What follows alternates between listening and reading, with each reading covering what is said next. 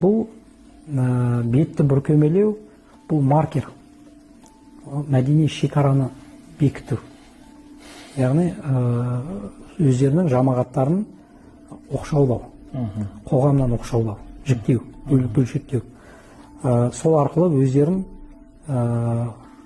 қоғамға қарсы қою. Біз және олар деген түсініктер қалыптастыру. Бұл конфронтация, былайша айтқанда, қайшылық тудырады.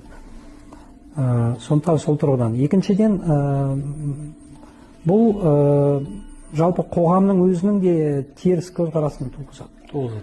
Қоғам оларды қабылдамайды. Өздері бүркемеленіп жүргеннен кейін бұлардан қоғамда күдікпен қарап, әлеуметтік дистанцияның жаңағы ара қашықтық ұзарады деген сөз, үлкейеді. Сондықтан оларды одан сайын анклавтық жағдайға, мәдени оқшаулы жағдайына итермелейді деген сөз. Сәйкесінше біз қоғамның ішінде мәдени анклавты күшейтеміз.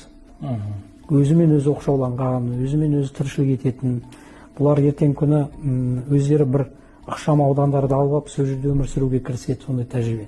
Қазірдің өзінде бар ондай тәжірибе. Өздерінің жеке шаруашылықтарын, жабық сипаттағы шаруашылықтарын жүргізеді. Ол да бар бізде, қазір. Белгілі шаруашылық түрлерімен, кәсіптің түрлерімен өздері ғана айналысатын, басқа ешкімді кіргізбейтін жабықтық сипат бар. Бұлар білім кеңістігінен тыс қалады. Мектепке балаларын бермейді. Білім жүйесін мойындамайды. Онда көп онлайн оқыту жатыр. Олар да кіргізбейді, ертең қайшылыққа келеді, мысалы үшін. Денсаулық сақтау саласында өздерін шектейді. Дәрігерлерге қаралмайды. Еркек дәрігерлерге әйелдерін жібермейтін болады, мысалы үшін. Сол сияқты дүниелер бар. Яғни осы сияқты қарама қайшылықтар өте көп нүктелер.